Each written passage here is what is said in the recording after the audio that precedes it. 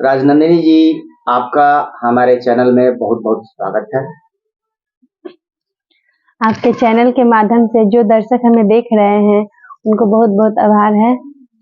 राजनंदिनी जी, एक चीज बताइएगा कि आप राजनीति क्यों ज्वाइन की, क्या चाहती हैं? मतलब हर लोग का कोई ना कोई मकसद होता है, जबकि आपके पास दुनिया का हर एक सुख सुविधाएं जो है उपलब्ध होने के बावजूद भी आप राजनीति में एंट्री की।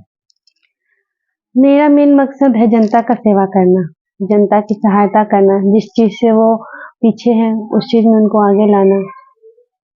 और बिहार में बहुत तरह की जो है उथल पुथल देखने को मिल रहा है। स्वास्थ्य व्यवस्था भी दुरुस्त नहीं है जैसा चाहिए।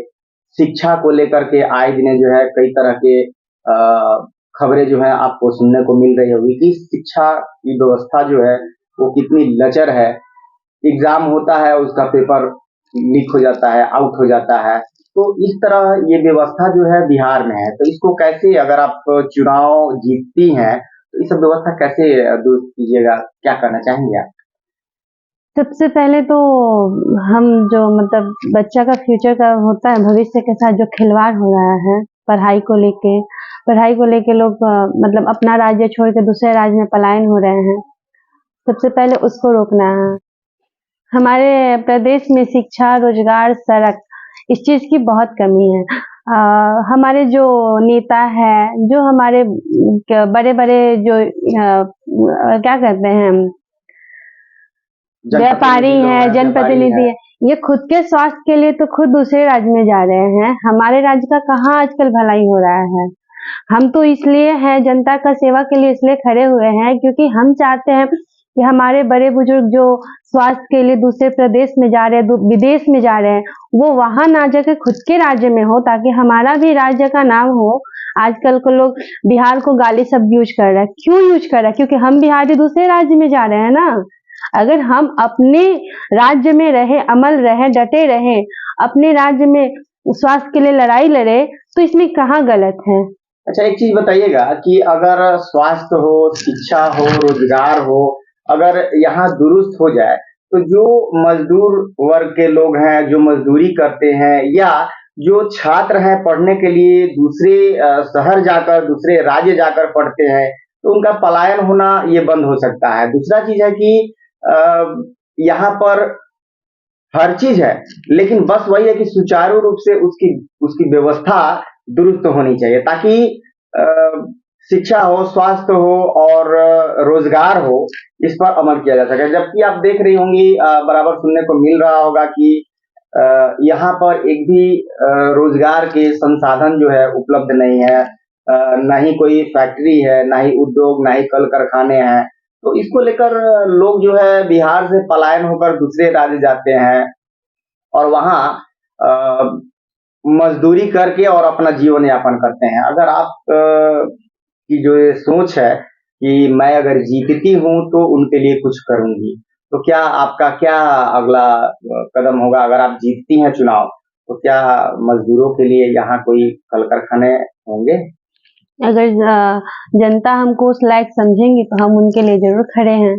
उनको नहीं जाना पड़ेगा अपना परिवार छोड़ के, अपनी बहन बेटी को छोड़ के नहीं जाना पड़ेगा। जो 10-20 हजार के लिए दूसरे राज्य में काम करते हैं, वहाँ गाली खाते हैं, ना खाने का व्यवस्था, ना सोने का व्यवस्था, किसी चीज का व्यवस्था नहीं, हम वो अपने राज्य में लाना चाहते हैं। उनके लिए हम खड़े हैं और हमेशा खड़े रहेंगे।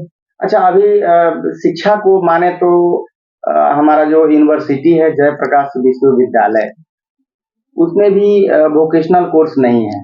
और वोकेशनल कोर्स एक रोजगार का बहुत बड़ा माध्यम होता है। अगर वोकेशनल कोर्स अगर यहाँ हो जाए तो लोगों को रोजगार पाने का अच्छा मौका मिले। इसको किस नजरिए से देखती हैं, क्या होना चाहिए ये? बिल्कुल होना चाहिए। जहाँ पे हम लोग ग्रेजुएशन 3 साल में कंप्लीट करते हैं, वहाँ आज 5 साल पे हो रहा है। क्यों हो रहा है? हमारी आधा से ज्यादा लाइफ तो ऐसे ही खराब हो जा रही है, बर्बाद हो रही है हमारे बच्चों की। तो अगर हम 3 साल में जो कोर्स है उसको हम कंप्लीट करके 2 साल मेरा बचता है, उस 2 साल में हम किसी और चीज का तैयारी कर सकते हैं। हमारा सरकार बोलता है कि आपको इस एज में इस एज तक डिग्री ले लेना है। कहाँ से हम लेंगे?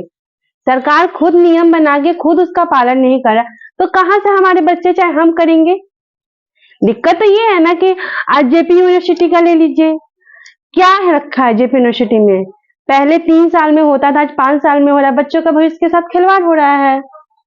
अगर आप चुनाव जीतती हैं तो क्या इसके लिए आवाज उठाएंगे? बिल्कुल उठाएंगे हम बिल्कुल उठाएंगे। शिक्षा के लिए तो हम उठाएंगे।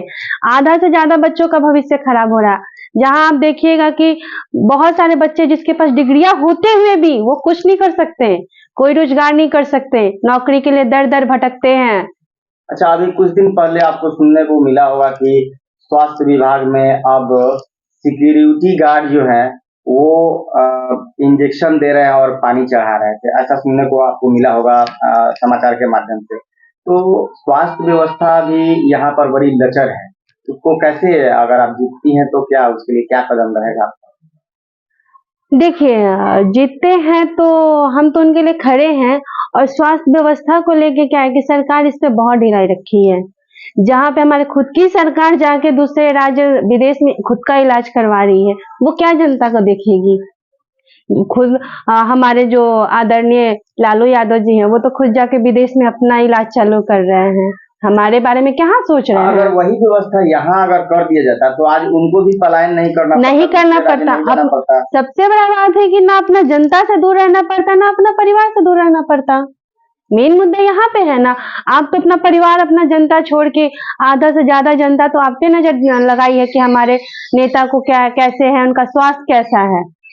तो ये तो सबसे पहले हमारे राज्य में जिनके पास पैसा है वो तो विदेश चले जाते हैं, जिसके पास नहीं है, जिसको गंभीर बीमारी हो रही है, उसका इलाज कहाँ से होगा? इसके लिए हम खड़े हैं और हम